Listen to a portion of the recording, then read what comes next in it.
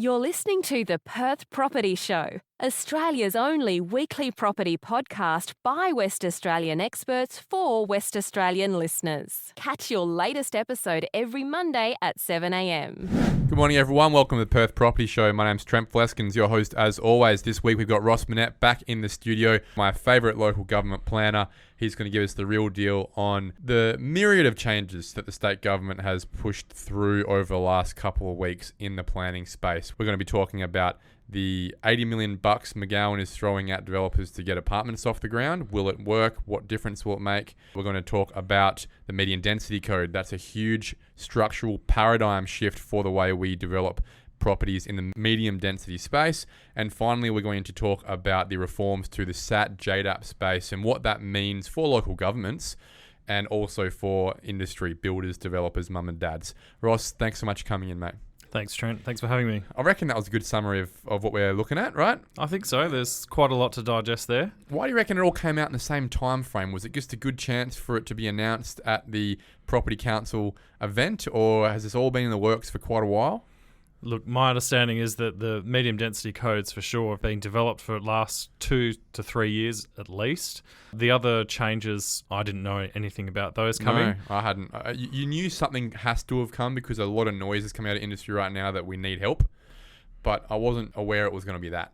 No, definitely not, particularly around the permanent pathway for significant developments. I think that's definitely a surprise to many, but again, for others, probably not. So let's go from smallest change to biggest change, I reckon. And for me, the least significant one, and I'm being deliberate with that word, is the $80 million that Mcgowan's throwing at industry to incentivize us to get apartments off the ground. So do you want to give us a bit of detail as to how that's split up and what it means on a micro level? From my understanding, the $80 million is to assist in unlocking supply. So if there's a barrier to that supply in, say, headworks or something infrastructure-wise to then open up new subdivision or new supply of apartments, then that is really the intention of that fund. Whether or not that is enough, and in some circumstances, looking at how many lots are actually going to come out of it, what is the bigger picture here? Is that $80 million appropriately allocated? Where is it going to go? Those are the questions I have as well. So for me, as I understand it, the $80 million is split up, 40 mil for the city, 40 mil for the regions. It's quite good political press there. Obviously, we need more supply in the regions as much as we do in the city. So it's probably fair. But the key point there is it's, as from my understanding, $10,000 per new unit provided, right? And let's talk about apartments in that space. And that's to cover off essentially as, I guess, an offset or a rebate. I don't know exactly how it's going to work against, as you said, headworks and government fees. So for those who don't understand what headworks are, it's the cost you have to pay, the contribution you're paying to Water Corporation or Western Power for them to provide the infrastructure required for new density we're creating. You don't actually get a lot out of it. It's more just paying money to these organisations. So if, let's say, I was going to develop 10 new apartments in Wembley, then the contribution to me would be $100,000 to help me pay for what would be more than $100,000 in headworks fees across that development. Question is, does that make a difference? I would posit that if there are any developments out there right now that are sitting on the sidelines by a factor of $10,000 per apartment, I'll be very surprised, Ross. Yeah, look, I probably agree. I think where there's a major infrastructure upgrade, say, for example, for a sewer pumping station or a water trunk main, etc., if there is a huge cost related to that and it might be outside the normal contribution, that's probably where it's going to help, where we need to unlock in key locations more supply, areas where the developments are actually feasible and viable at the moment, and where we can actually get these apartments off the ground, because at the moment they're not happening. And that's the thing. I don't actually think that it's the government costs that are holding developers back right now. Developers are holding back because they can't get a builder to actually sign a contract with them for a price that works. The builder doesn't want to sign the contract simply because they don't know whether they're going to be able to fulfill it from a cost perspective in the first place. And we've seen businesses like ProBuild, Firm fall over Pindan because of this. And also because of those costs that are realities to build, the developers can't justify that with the market for off the plan sales. And a big reason for that is because they can't sell to foreign buyers anymore, because foreign buyers don't want to pay the extra 7% on top of what everyone else has to pay. They'd rather go to the Gold Coast or Melbourne if they're going to be having to pay that 7%. So the $10,000 is nice. We'll take the money, thanks, but it's not going to be the difference or the reason a new apartment development is going to come on, or a new land sale. So for me, it's quite tokenistic. I'd much rather the fella have just budgeted that $80 million into killing foreign buyers surcharge to actually provide some marketing back to the Asian market to say, guys, we're open for business. We'd love you to start buying here again. Absolutely. And I think it's a good segue, Trent. I think a lot of the considerations for these developers to get going relies on certainty. What is it that they can rely upon in terms of, say, for example, the planning framework, a local council and its politics, but also the decision to start that development? They're going to want to have certainty that they are or they are not going to have to fund development contributions, public open space contributions, and community benefits. So the ironic thing about it as well is, in one hand, is throwing 10 grand per unit per dwelling at the developer to offset government costs. But on the other hand, on the 13th of December in 2022, the Department of Education slapped a new contribution requirement of all developments of 5 or more new dwellings of up to $4,500 per dwelling anyway. So on the one hand, you're giving us 10 grand, but all that's doing is offsetting the 4.5 grand we've just had in December anyway. It's Peter robbing Paul in a way, and they don't speak to that, and it's one great headline, but it really is not going to make a difference. And for me, that was a headline that was lovely to get some applause at the Property Council a couple of weeks ago, but it's quite an empty olive branch in my opinion. There's so much more he could have done with that $80 million to generate apartment development. Let's move on to what is probably a bit more of a chunky change, and that's the SAT JDAP amendments. I think these are actually pretty good outcomes. So with the first one, waste of time, don't know why you bothered. Second one, I'm going to peg this on Safiotti and say she's made some really good changes here and starting to streamline the decision making. What do you think? You're obviously right at the top of Western Suburbs local government. I'd like to hear your perspective, both personally, which I know is obviously different to the area that you work in, and also your assumption of what the local governments in your area would be thinking about this. I think that the local governments in my area, being the Western Suburbs, would be thinking that there's a level of control being lost through the development application process. Whether or not that is the case, we'll see that as we see applications come through. But what we've seen since 2011 is some fairly decent consistency in terms of decision making for complex applications by the JDAP. In most instances, you'll see a JDAP going with an officer recommendation. Not always, but what you've got there is you've got the balance of 3 technical experts versus 2 local government political representatives. So the perception there is that the balance of power is with the DAP panel, with the state government, not with the local government. And it's a constant contention there that people perceive that their voices are not being heard.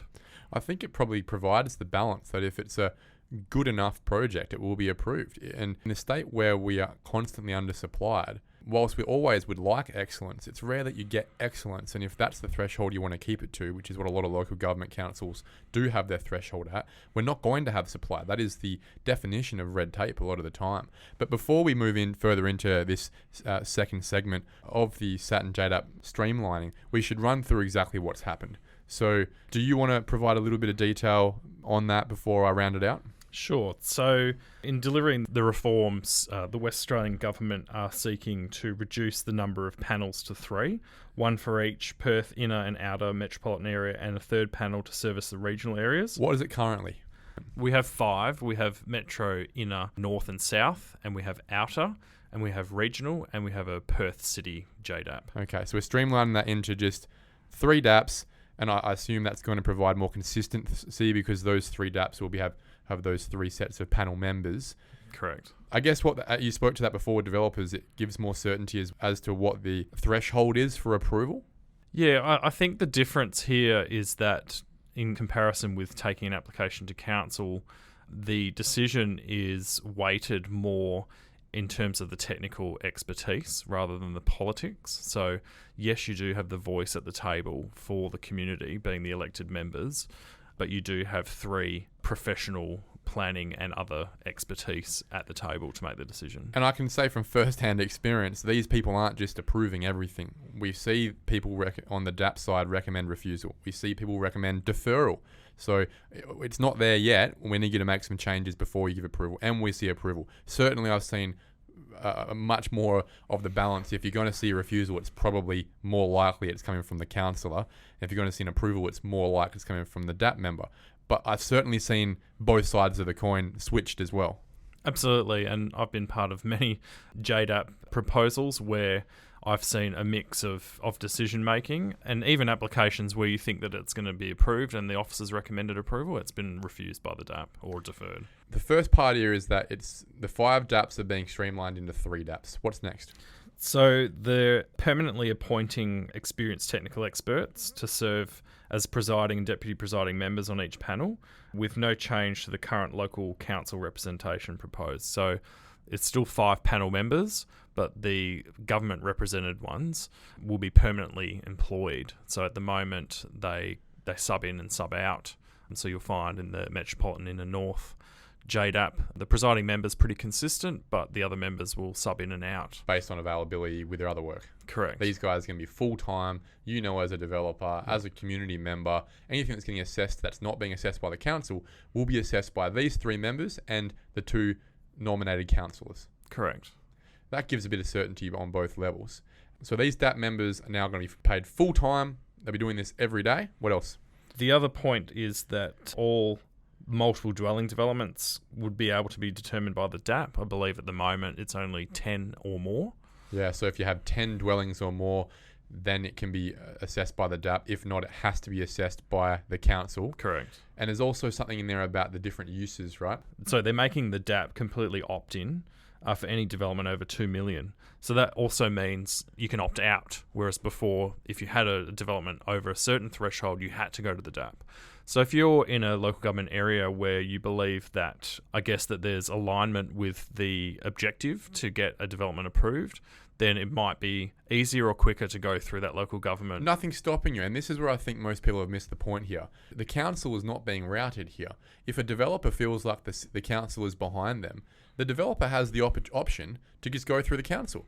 They're not obliged to use the DAP. So there's still always going to be 2 options. When you put your application in, you can choose for it, if it's above $2 million, you can choose for it to be a DAP application, or you can choose for it to be assessed by your local councillors, depending on, whether you feel like the politics is for you or against you at the time. Absolutely. I think it also presents an opportunity for developers to form a good working relationship or collaboration with their local council, to hear what those local communities think about that type of development and hopefully get some buy-in.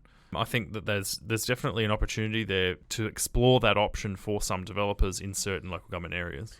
What people also need to recognise is that when a developer does opt in to be assessed by the Joint Development Assessment Panel, the local city planners still have to prepare their reports and their recommendations, don't they? And that has a big influence on whether the JDAP will move ahead with an approval or not. That's correct. What's happening at the moment with some of the reforms that happened maybe 2 or 3 years ago, there was an ability for the local government as the council to replace the recommendation of the staff and put that first as the council's recommendation. I believe as part of these changes, they're changing that back to be able to have it as the officer recommendation being from the administration. So that does have an impact in the fact that the recommendation is technical and non-political and has to take into consideration all of the matters that need to be considered as part of the planning regulations, for example. We spoke about this earlier, and it also comes down to giving the local planners the freedom to express themselves and their role without fear of influence from the council. And this goes both ways. If technically they believe it should be refused when the council maybe is pro-development, then they don't have them on their back. They shouldn't in this situation, or replacing them, right? And same vice versa. What I think this does is just provide more confidence for everyone along that pathway through to assessment, that if it's not going to be assessed by the council, that the council will not be involved. They are, in most cases, not qualified to be involved in the first place. This is why this is happening. And the city, people who are employed, qualified, trained at our universities to make these recommendations, have all the time they need to approach local neighbours, to make their recommendation, and then obviously it will be a JDAP decision for anything above $2 million. Now, let's talk about that. This decision here with regards to changing the threshold from 10 units or $10 million down to $2 million, it's not affecting your Paul Blackburns of the world. This fellow works in the $200 million space, right? Yep. This is affecting mum and dad developers, small professional developers who are doing a handful of apartments or a handful of townhouses, who currently had no pathway to a fair, non-biased decision-making process, to now be able to have that confidence that, especially if they are meeting planning frameworks or working within the design principles, regardless of the political situation in their local council, they can have confidence that if they invest the time and money in their application, they will have a fair pathway for approval. And a perfect example of this is in the city of Nedlands recently, where a couple of applications that were townhouse developments in the city of Nedlands, what would have been of a value of about $2.5 million, I'd say, were refused by the local council because they were slightly outside the realms of the planning framework in the local city, but nothing too crazy. It had to go to SAT, and SAT costs a mozzaros, costs a lot of time and money, and they were both approved at SAT, which is obviously, that is the be-all and end-all. If SAT says it's approved, it should have been approved in the first place. What this does is it gives that developer who was doing 4 or 5 townhouses down the road an avenue to a fair, non-political assessment. Would you agree? I would. I think that it definitely opens up the avenue for applicants to go down that pathway where they do feel that their position is somewhat compromised by the political framework or the climate, I guess, of what's happening in that local area. And it gives them a fair and reasonable assessment. Any planner will have to assess an application on its own merits, whether or not it's going through council or whether or not it's going through a JDAP. In this instance, that's also a question of delegation. 3 or 4 unit townhouse development should be developed and should be approved under delegation in the local government. Why is that going to a council meeting? And that's the issue. You don't have the choice as the developer to be able to have this approved under delegation. In some councils, as you know, if any of your application is slightly out of the strict box that most of the planning framework provides, councils can call it up and not allow for it to be delegated, even if there's a $100 million overreach on a setback or something like that. And these are the things that the JDAP reforms are providing a bit more confidence to developers for. And what it does is it allows developers, architects, draftees to express themselves a bit more creatively. Just because it doesn't fit in the tight metric boxes of the planning framework we have, which are there for a reason, doesn't mean that there are alternative development options and proposals that aren't far more progressive or productive or efficient or attractive for our society that most people would say is a great development. I think people need to realise that the application goes through the same assessment process, and as part of the planning and development regulations, they have to be advertised, they have to go through a certain process in each instance.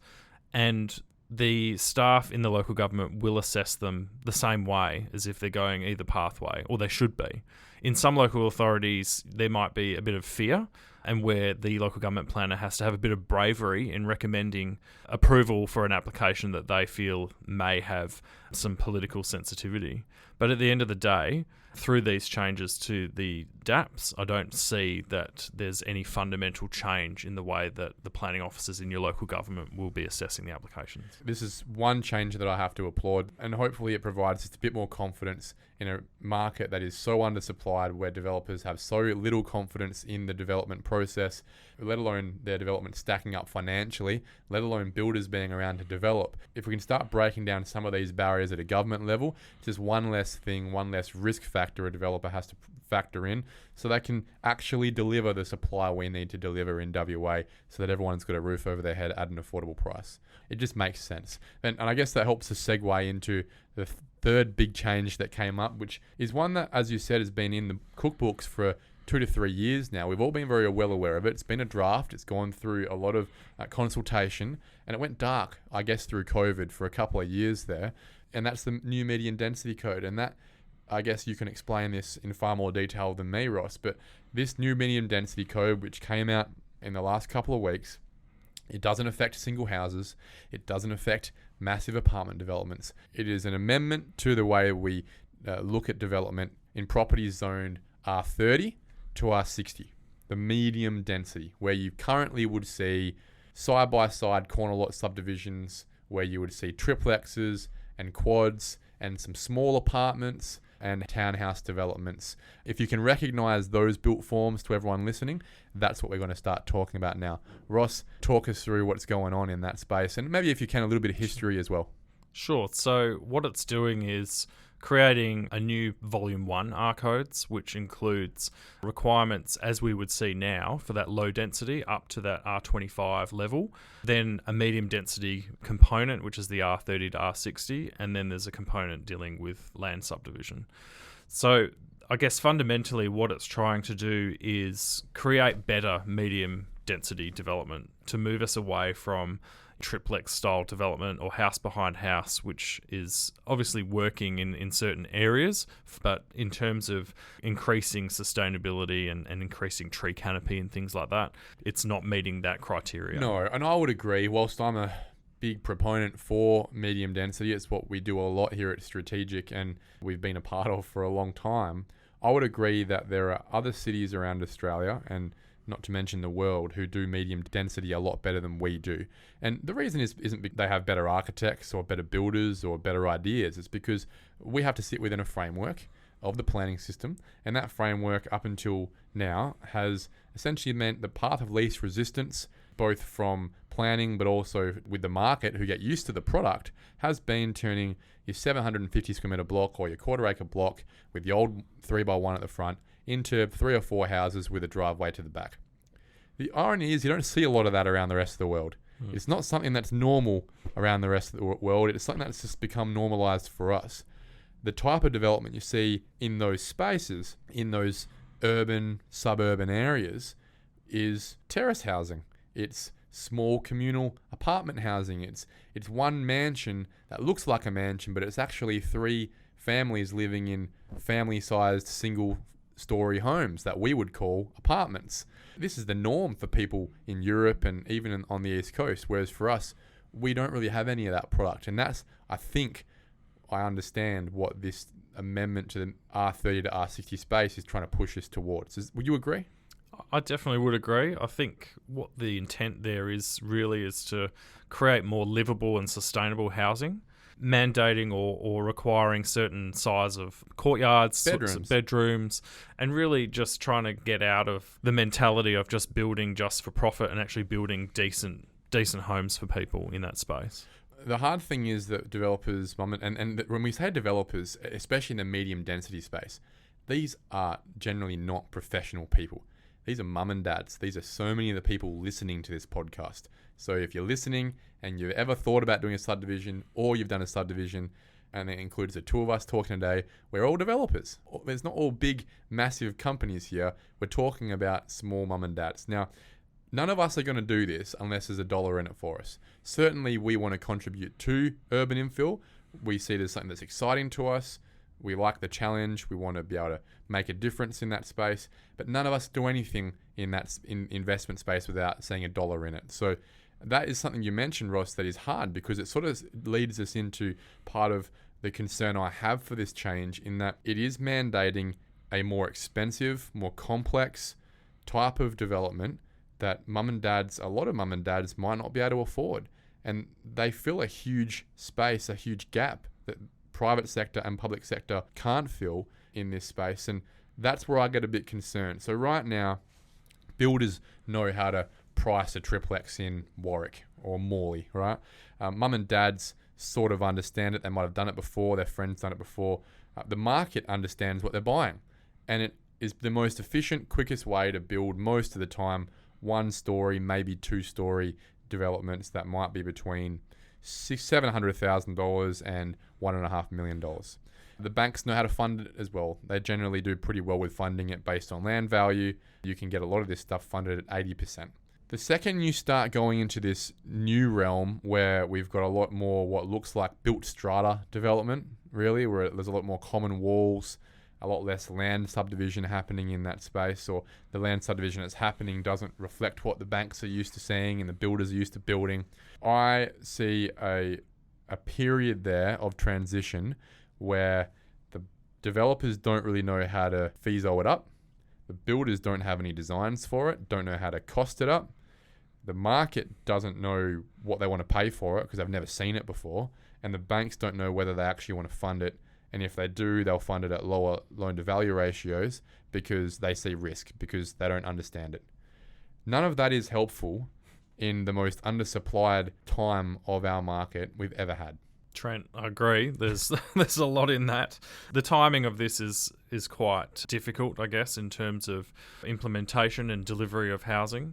I think that there probably could have been more in this space, in the medium density code space, to unlock more potential because it gets rolled out into every local planning scheme across the state.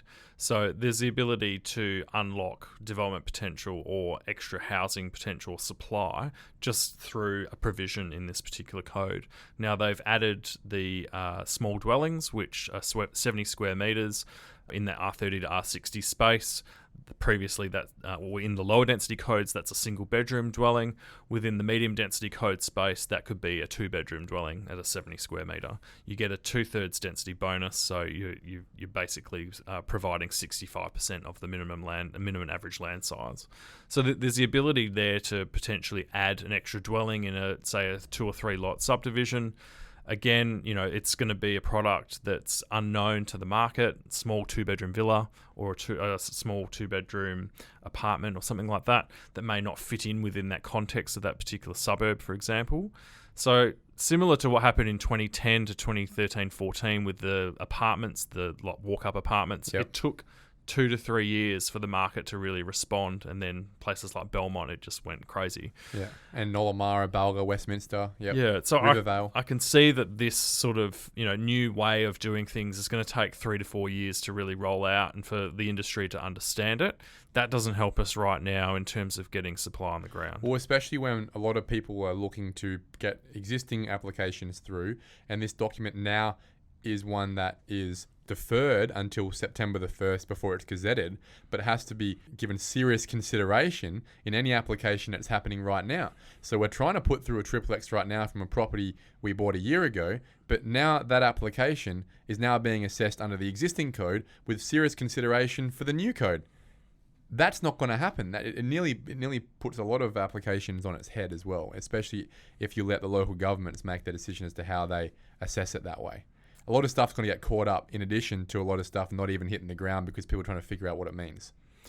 Exactly, and the local government is going to have to take the next 3 to 6 months to process new assessment sheets and internally working practices, workshops, all that sort of thing. So there's a bit of an education process probably from the Department of Planning. They'll roll out a roadshow of how does this work and what do the local governments need to do. I'm sure that Kathy Bonus at the Commission will go out and speak to industry and make sure that people understand what's going on. But the linkage between this being rolled out, the timing of it, and the delivery of housing on the ground, it's a little bit tricky. Why do you reckon it's come out now?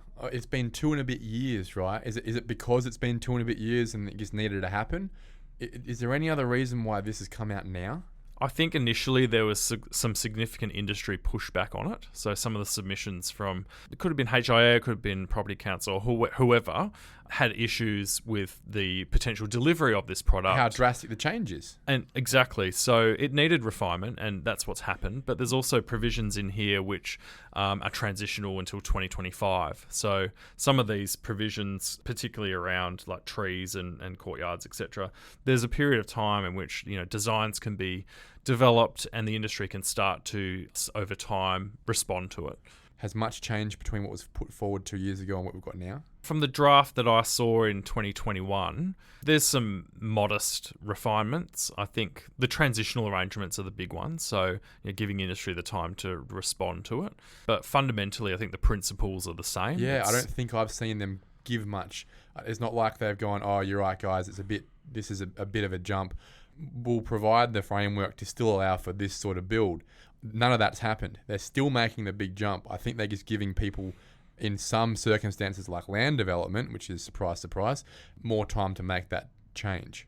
And I think that's another point to mention, Trent, is that this code does affect the outer suburban subdivisions. We've had this discussion before that it's not going to affect much of that middle ring because they don't have that density. But those new subdivisions usually have a base code now of R30. So all of your Kwinana, Alkimos, all that sort of stuff. Yeah, your Baldivis, your Byfords. Yeah. The building industry is going to have to adapt to that and come up with new product, but they probably are going to have to subdivide differently as well. Yeah, that's right. Our streets are going to look different. The way that our blocks are developed, the dimensions of them are going to start looking different because no longer will that 12-metre wide block by a 30 probably suit a lot of the builds that need to happen based on the setbacks. The setbacks are a huge thing now, and that's the thing, that the code doesn't say you must build terrace housing, you must build cottage housing, you must build community living. It's the setbacks that mandate that, yes, the stuff we're building now is just not going to get approved anymore. And some of the local governments, like Swan, for example, use the RMD code, which is that sort of hybrid model for doing these new subdivisions, like in Brabham and Dayton, places like that, which have produced outcomes which I would say are not favourable. There's a lot of like wall-to-wall housing, no opportunity for trees or driveways. It's just, it doesn't look great. It's creating what I would consider to be a future slum. So that going out the door and this being replacing it, I think is a really positive move. We're going to see better outcomes on the ground in our outer suburbs as well. I think we both agree, Ross. This is a positive move for the future. It's an inevitability. We have to stop doing triplexes with no trees. We have to stop doing wall-to-wall townhouses with no real consideration for canopy, for outdoor living, with tiny rooms, those sort of things. I agree with that. It's just the timing couldn't have been worse. But I guess the devil's advocate would say, well, whenever is a good time to make such a shift? It's just, it couldn't have been worse than that at the moment. We need every single incentive in industry right now. You see it in the paper every day. The builders are dying out there. They've got no new work coming in. The market is still struggling to justify paying what they're going to have to pay for new builds at the prices they are today. And the irony of it is, demand is knocking through the wall, man. We had over 1,100 transactions last week. 4 years ago, it was 550. So it's not like we don't have demand in Perth. Demand is knocking the walls over. It's just people don't trust the building industry right now. And with a big change like this, it's going to make it even harder. I think part of the problem here is that in this medium density code that we're going back to quite a regimented deemed to comply pathway, whereas at the moment for R40 to R80, you're going through this more performance-based plot ratio for apartments. It's bringing it back to volume 1, a lot of it. It is, and it's actually sitting in volume 1, which is interesting. But my concern is that we're caught up in the metrics of it in terms of the mathematical equations. We're not looking at the built form in terms of the number of dwellings provided.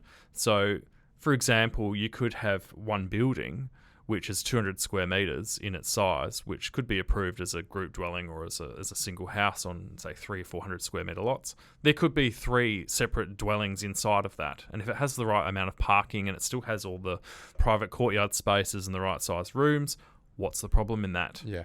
Who is it offending or hurting? It's not offending or hurting anyone, and I think I said last time I spoke to you, there's a few more letterboxes, whatever.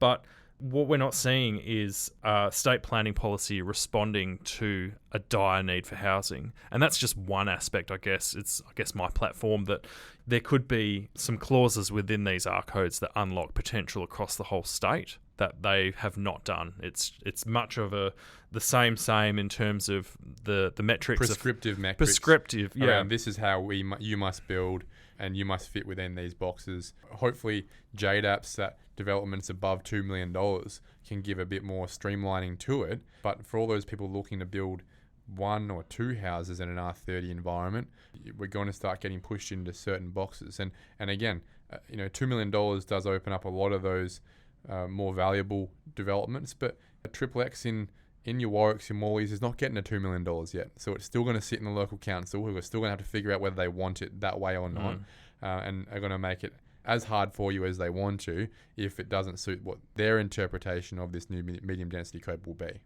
That's going to be tough. Red tape. They're trying. They're replacing red tape with a different shade of red. That's right, and that's the challenge. It's we're trying to decrease red tape, but each time a new planning policy or state planning policy comes out, it does create more bureaucracy. It creates more work. It slows down the system. Even though a small local government like town of Mosman Park doesn't have a huge volume of applications, the complexity and the number of processes that we have to go through to get a DA from start to finish from 10 years ago is probably 4 times the amount of work. You're not trying to make it harder. It's harder for you, is what you're saying. It is, and I'm not saying that it's bad, but what it is, it's more complicated. We have to consider many more things and evaluate many more things, and make sure that a proposal is assessed properly. And to do that, we have to go through a myriad of different policies. The RCODE's are more complicated, but at the end of the day, it does take more time and more staff. We've got local governments who can't afford more staff or can't get them. Well, I guess you're still looking for a couple, Ross. Yeah, I think many of us are. Yeah, exactly. So shout out to town of Mosman Park. If anyone wants to go work there under Ross after listening to this, give him a call. There's your plug. Mate, thanks so much for coming in. It's going to be an interesting couple of years to see what happens in the R30 to R60 space in Perth, what does come off the ground, who's going to be the ballsy one to move first. You'll normally say first movers are price makers, not price takers. So those people who do have the balls in good areas should still be able to do well. But it's everyone else who is sitting back trying to figure it out. It doesn't help the rest of the market who are a little bit more risk averse in trying to provide that supply that the market sorely needs. Thanks for nothing on the $80 million, Mcgowan. Good job, Safiotti, on the streamlining of the JDAP. And geez, the timing could have been a little bit better on the medium density code. That's my summary. Ross, thanks for coming in, mate. Thank you, Trent. Thank you for listening to another episode of the Perth Property Show. If you've only just joined the conversation, you can catch up by heading over to our website, perthpropertyshow.com.au, subscribing to the podcast, or joining our Facebook page. Don't forget to tune in next Monday at 7 a.m. for more expert insights, local analysis, and suburb spotlights. Happy hunting!